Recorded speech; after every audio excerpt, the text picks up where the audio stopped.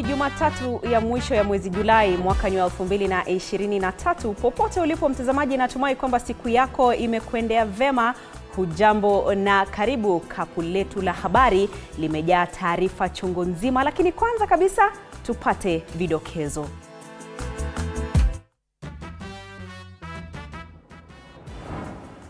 Muungano wa Azimio wamteua Kalonzo Musyoka kuongoza kikosi cha Azimio cha kufanikisha maelewano na serikali. Washikadau wa afya wahofia kupungua kwa unyonyeshaji kikamilifu wa watoto kufikia mwaka 2030. When you see us now dropping as opposed to rising the exclusive breastfeeding, the exclusive breastfeeding, it therefore means that the trajectory is not very promising. Na serikali ya waahidi wa Kenya usalama wa maelezo yao mitandaoni. I want to assure Kenyans that the data that is held by government on their behalf is secure. Karibu kwenye taarifa kamili mtazamaji. Asante sana kwa kutuchagua, lakini kubwa zaidi kwa kututeua kama kitovu cha habari za kweli na za kuaminika. Mie ni wako Andrin Kilemi, mwenzangu kwenye lugha ya ishara ni Catherine Simaloi.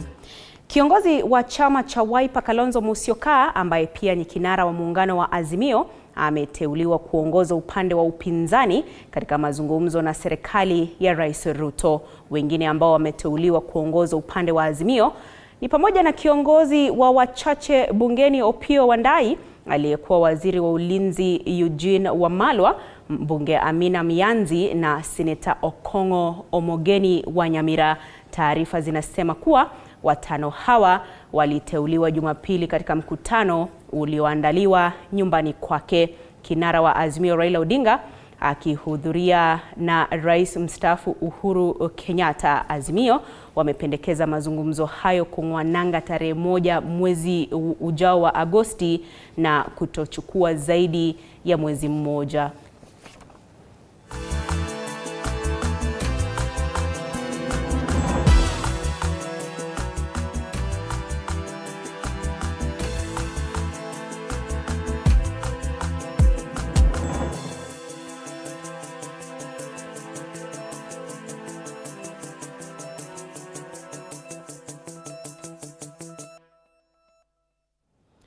Mtazamaji, huku haya kijiri ni kuwa waziri wa mawasiliano na teknolojia Eliud Owalo amewahakikishia Wakenya kuwa serikali imeweka mikakati ya kutosha kuhakikisha kuwa usalama wa data zao umeimarishwa dhidi ya wadukuzi wa mtandao. Owalo amewataka Wakenya kushirikiana na serikali ili kuwahakikishia kuwa serikali imeafikia ajenda yake ya kuboresha huduma za kidijitali. Jackson Chacha na maelezo zaidi.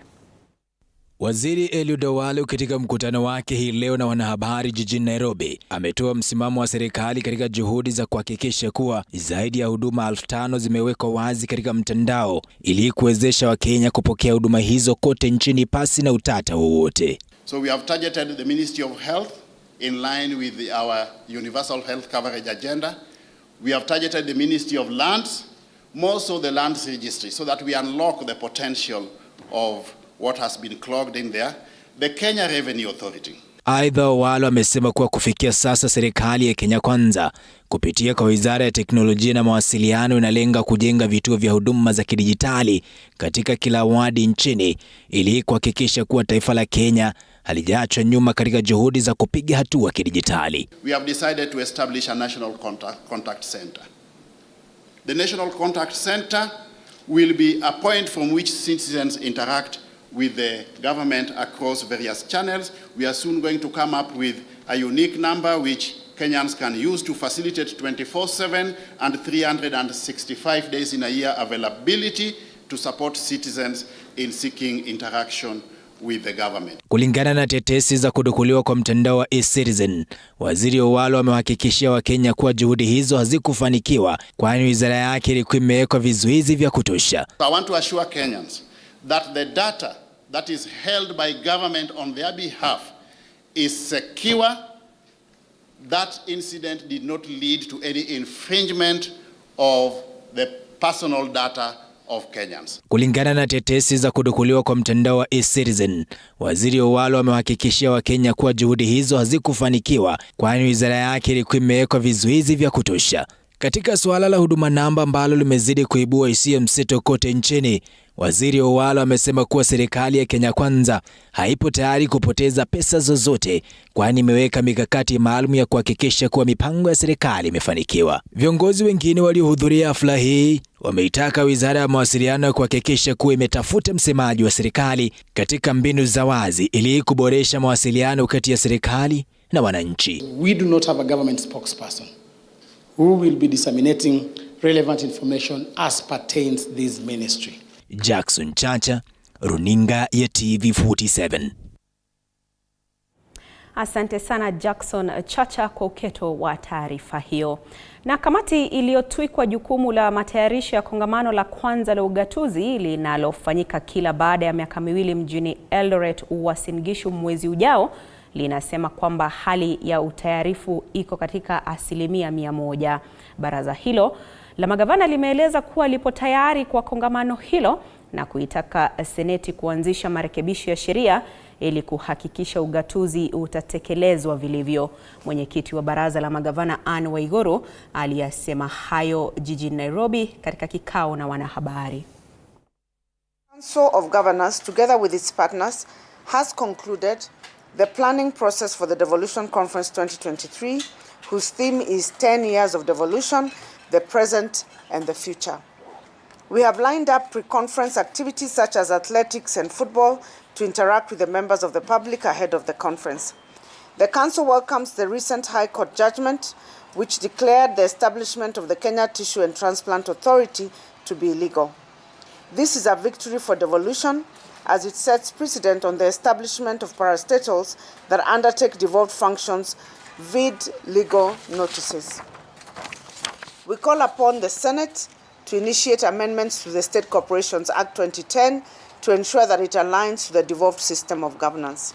We note with concern the continuous attempts by national government departments, ministries and agencies to claw back on devolution from time to time, especially on devolved functions such as markets, housing, lighting, water, provision of fertilizer and seeds in the agricultural sector.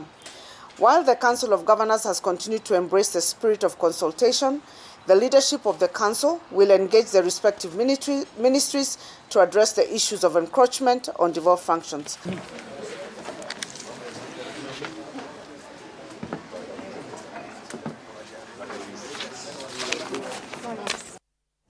Na sasa huenda taifa litakosa kutimiza azma yake ya 70% mwaka wa 2030 ya kuhakikisha watoto wote wananyonyeshwa kuanzia kuzaliwa hadi kufikia miezi 6. Hii ni kulingana na washikadau kutoka sekta ya afya wanaosema kuwa utafiti wa KDHS uliotolewa hii majuzi unaonyesha idadi ya watoto wanaonyonyeshwa miezi 6 ya kwanza imepungua kwa 1% kutoka 61% mwaka 2014 hadi 60% mwaka wa 2022. Kulingana na wataalam hao wa afya, kupungua kwa 1% katika idadi ya watoto wanaonyonyeshwa kikamilifu kwa miezi 6 ya kwanza nchini ni ishara tosha taifa halitaweza kuafikia azma yake ya 70% kufikia mwaka wa 2030.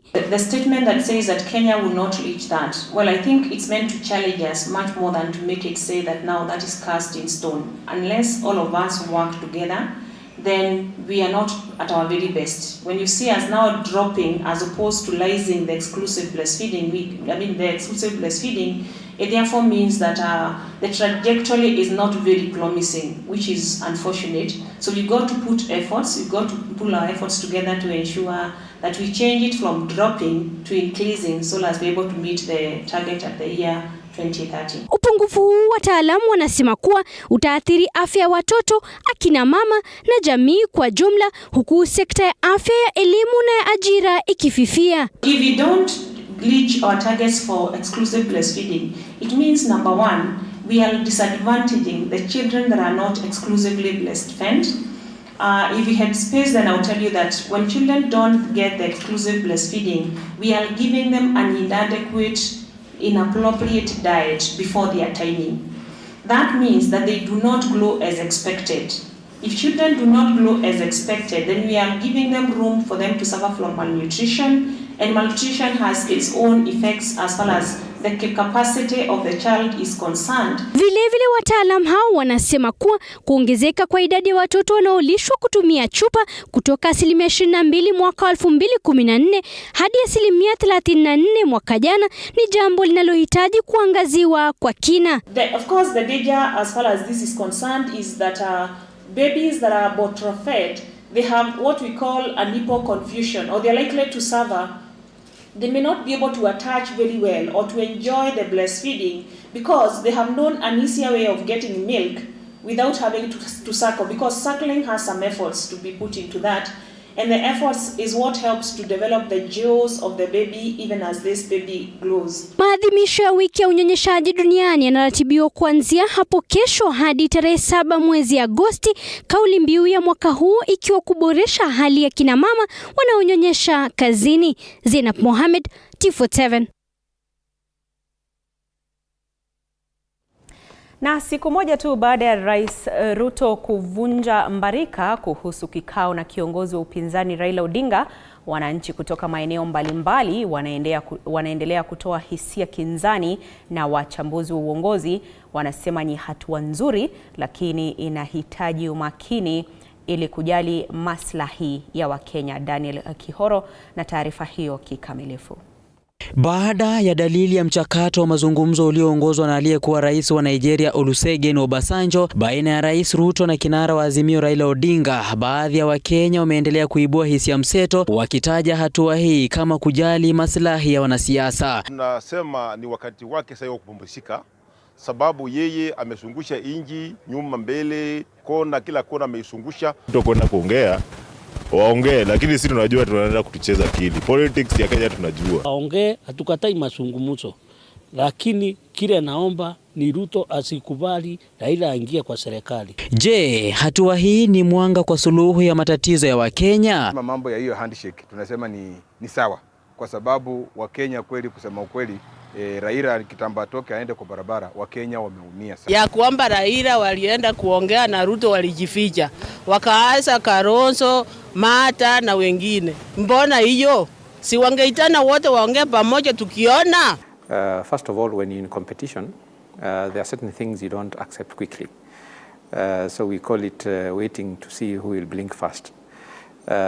Kwa hivyo ukitazama yale maongezi rais amekuwa nayo na yale Raila amekuwa nayo, ni kama maongezi ya kila mtu anavuta kwake. Hatua hii ya upinzani kufanya mazungumzo na serikali kuhusu masuala kadhaa yanayotarajiwa kuwa ya umuhimu kwa Mkenya, wadadisi wa uongozi wanasema si mwafaka, kwani upinzani huenda ukawa hafifu. William Ruto ama rais wa Kenya ako katika ile tunaita katika kimombo special position, kwa sababu yeye amekuwa naibu rais na mambo ya handshake anayajua na mambo yaliyofanyika kwake, na kwa hivyo kama kuna mtu anaelewa sana effect ama impact ya handshake ni yeye. But the unfortunate bit is they would also be concerned, or they will be worried if the talks actually come in with a different with different prayers or different kind of agreements. Mirengo ya kisiasa inapoendelea kutoa majina ya wanachama wake, Mkenya atasalia kuona matumaini, kuona kama maslahi yake haswa kupunguziwa kwa gharama ya maisha yataangaziwa. Daniel Kihoro, runinga ya TV47. Na shirika la huduma za misitu nchini limeweka mikakati ya kuhakikisha maafisa wa misitu wanaangaziwa vilivyo ili kufanikisha ajenda ya utunzaji wa misitu nchini. Kaimu naibu afisa mkuu wa misitu Alex Lemaroko ameongoza hafla hiyo kutambua umuhimu wa maafisa hao. Akizungumza katika hafla hiyo, Lemaroko alisema kuwa ni muhimu sana kuzingatia mazingira wanakofanyia kazi maafisa hao, akisema kuwa serikali kupitia shirika hilo kwa umakini watawafaa maafisa hao. KFS iliadhimisha siku hii kuu ili kuwakumbuka ndugu na jamaa waliopoteza maisha yao wakiwa kazini. to ensure that these rangers are housed in some good environment. To make sure that, because an officer said he's as good as where they wake up. If they wake up in an environment that is not good, then perhaps they have a bad day. But if you provide some reasonable housing for them, then you can expect that they will do a good job. That, of course, is in addition to the service ensuring that they have a good medical cover in case they are injured in the course of duty. But I also hasten to add that the service had been going through lean times when it was not able to raise revenue. And now that we have the logging ban lifted, I'm sure the government will favor us by allowing us to spend some of those resources to be able to better the livelihood, not livelihood, but the environment through which our rangers are in, including welfare. We want to promise that we are looking at issues of compensation, for example, through the workman's compensation schemes, to ensure that those officers that are injured in the course of duty can be taken care of. We also support them in a great way, socially, ensuring that they are in the right environment to heal. And we also, as a service, and the board is leading in this, to ensure that we support them in as much as possible. Tuachane na haya ya mazingira sasa, mtazamaji, tuangazie mengine ambapo idadi ya watoto wa kurandaranda mitaani inazidi kuongezeka katika kaunti ya Turkana, haswa katika miji ya Lodwar na Kakuma, maeneo ambayo sasa yamegeuka kuwa makao yao. Na kama anavyotupasha mwanahabari wetu wa Turkana Kitio Mika Maasai, washikadau kutoka idara mbalimbali wameungana kuwanusuru watoto hao. Unapoingia miji ya Lodwar na Kakuma unapatana na taswira hii. Miji hii miwili inayokuwa kwa kasi mno, ila pia idadi ya hawa tunawaona pia inazidi kuongezeka. Wakazi hapa wanalalama kuwa baadhi ya watoto hawa wameanza kupora maduka na kuwavamia watu wakati wa usiku. Wametapakaa kila mahali sana kwa town yetu, na pia ukiangalia crime rate imeenda juu. Saa moja wewe cross corridor umenyang'anywa. Baadhi ya wale wamekuwa wakubwa wanafunja hata masola hii hapa town, wanafunja maduka, wanaiba, wanang'oa mabati kwa hii town. Wamekuwa wezi. Kutokana na hili, washikadau mbalimbali wamekuja pamoja ili kuwanusuru watoto hao kutoka kwa mvuto wa maisha ya uhalifu na ulova. All street children will be brought into one center so that they can also be given the right benefits that deserve. Tumewatoa watoto kwenye streets, na hiyo ni kuna wengi ambao pia wanateseka. Tutaendelea na ile njia ya kuokoa watoto wetu. Zaidi ya watoto 500 wameokolewa, huku baadhi yao wakiomba serikali kuwarejesha shuleni na hata kukutanishwa na wazazi wao. Sasa asubuhi saa 10 kamili ya usiku tumekuja tumekasanya sisi wote ya kwamba twendeni. Sisi tukashangaa kwamba kwani gari la polisi leo inatukujia nini? Naomba serikali kama inawezekana kwamba kuja tusaidia tupeleke shuleni, lakini sasa ile miliona Mungu ametimiza ahadi yake. Alex Marangati, afisa wa watoto katika kaunti ya Turkana, anasema wanapania kujenga vituo zaidi vya kurekebisha tabia na kuwawezesha watoto hao kuendelea na masomo shuleni. Tuko na mpango kwa hii financial year ya kuoperationalize pia hii rescue center ya Kakuma, na yale ambayo tunafanya kule Lodwar ndio yale ambayo tunakuja kufanya hapa pia. Tayari serikali ya county imeweka budget ya kuweza kuoperationalize rescue center, na tutaweza pia kusaidia hao watoto kwa kuwapa ile care ambao wanahitaji. Hata hivyo, naibu kamishna wa kaunti ndogo ya Turkana Magharibi amewaonya wazazi dhidi ya kuwaacha wanao na kukwepa majukumu. Hao watoto vile tumewakusanya, tutawarudisha kwa wazazi, kwa sababu mzazi hawezi kwepa jukumu lake la kumlinda mtoto. Mtoto ana haki kisheria ya kulindwa na mzazi wake. Kwa hivyo hiyo sheria imemfunga mzazi kwa kutekeleza wajibu wake kama mzazi. Kwa wale watoto ambao watakosa wazazi ama wako na changamoto ambazo hatuwezi pata wazazi, tutatafuta namna ya kuwapeleka shule, kwa sababu tusisahau kwamba ni policy ya national government kwamba watoto wote wako na haki ya elimu na watoto wote wako na haki ya kuchungwa. Ongezeko la watoto wa kurandaranda mitaani hapa mjini Lodwar na Kakuma kumesua taharuki miongoni mwa wanabiashara huku wakazi wakitaka serikali kuingilia kati ili kuwanusuru watoto hawa, kwani wengi wao wamejiingiza katika matumizi ya dawa za kulevya. Kitio Mika, TV47 kutoka Lodwar, kaunti ya Turkana. Asante sana Kitio Mika, mwanahabari wetu kutoka gatuzi hilo la Turkana. Na waandishi wa habari wa kike pamoja na watetezi wa haki za kibinadamu wametaja kuwa wako kwenye hatari ya kudhulumiwa, hususan wanapofuatilia taarifa kuhusu ukiukaji wa sheria na dhuluma za kijinsia mashinani. Aidha, ukosefu wa usawa umetajwa kuwa changamoto kubwa, pamoja na nyinginezo zilizo na uwezo wa kusababisha jinsia ya kike kukata tamaa katika vita dhidi ya haki zao. Ili kudhibiti hali hii, watetezi wa haki za wanawake jijini Mombasa wakiongozwa na Tupista Juma, ambaye hivi karibuni alishinda tuzo ya kuwa bingwa wa haki barani Afrika, wamezindua rasmi vuguvugu linaloshirikisha wanahabari wa kike ili kupata mafunzo ya namna ya kujidhibiti wakiwa nyanjani. Kuzinduliwa kwa vuguvugu hili la wanaharakati wanawake na wanawake wanahabari ni ile ambayo nitaita kwa kimombo step kubwa sana kwa wanawake wanahabari, kwa sababu njia moja ni zile changamoto ambazo kama wanawake wanahabari wamekuwa wakipata nyanjani wakitafuta zile habari kufanya, hususan zile habari ambazo zinahusika na dhulma za jinsia ama ukiukaji wa sheria. Unapata wakati mwingine ukienda kule nyanjani unafukuzwa hata kama mwanahabari. Na tunaona tunaendelea vizuri. Wanahabari wamepata fursa ya kuelimishwa mambo mengi kuhusu security, kuhusu ni vipi anaweza jisimamia yeye kama mwanamke mwanahabari anapoenda mashinani kutafuta story. Kuna mahali gani anaweza kusense danger, aachane nayo ama afuatilizie baadaye. Tukiwa pamoja hapa tunakuwa nguvu moja ya kuweza kuhakikisha wamama sauti zao pia zinasikika na wanafuatilizia katika mambo ya uteteaji wa haki za kibinadamu. We need to understand that women empowerment is not a fight against men. We need to realize that even women have got their spaces in the work that in this world and in their work. So be it in media houses spaces, we need to see women in more leadership position. So it behoves us to ensure that we work together, we cooperate, we build our muscles in all the counties so that we have a strong voice, so that if we talk to government, there will be a platform for us to listen.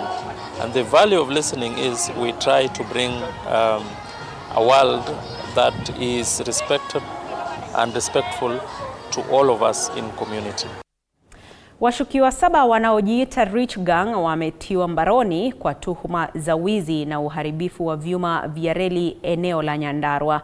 Kulingana na naibu kamanda wa kituo cha polisi cha Nyandarua ya Kati Bridget Kilonzo, polisi walipokea ripoti kutoka kwa chifu wa Kagaa saa 8 alfajiri, na hapo ndipo walipochukua hatua na kuwanasa washukiwa hao. Washukiwa hao wanatarajiwa kufikishwa mahakamani.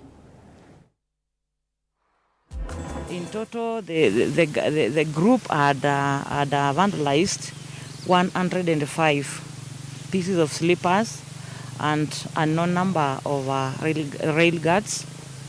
So when they noticed our presence, because we came very fast, they took to their heels and we gave them a chase, and we managed to arrest 7 of them.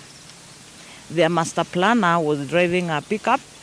Wakati nipata hiyo simu nikapigia OCS Orokarao, alafu ndio wakakuja na hao watu wamewakamata na wameharibu hii reli, na sio mara ya kwanza.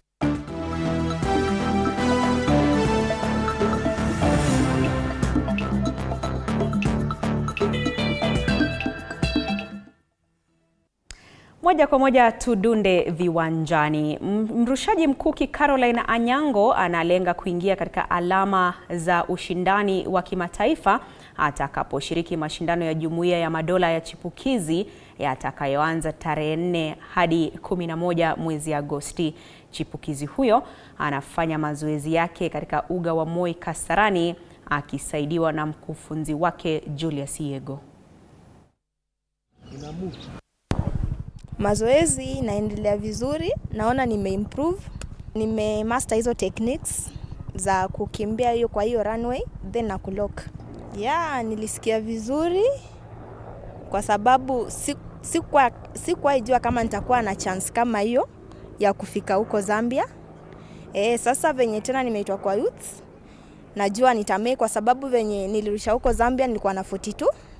Then saizi nimeimprove niko kwa 48. Changamoto yenye naweza sema ni venye nikiwa huko nyumbani kwa sina hiyo implement. Ingekuwa niko na hiyo implement ningerusha kushinda hiyo saa 48. Naweza waambia kama wanaweza nisaidia na hiyo implement hata kama ni 2, nikuwe nikifanya mazoezi, I know nitaimprove kushinda hapo penye niko. Na raundi ya 3 ya msururu wa raga ya wachezaji 7 nchini Prince Law Sevens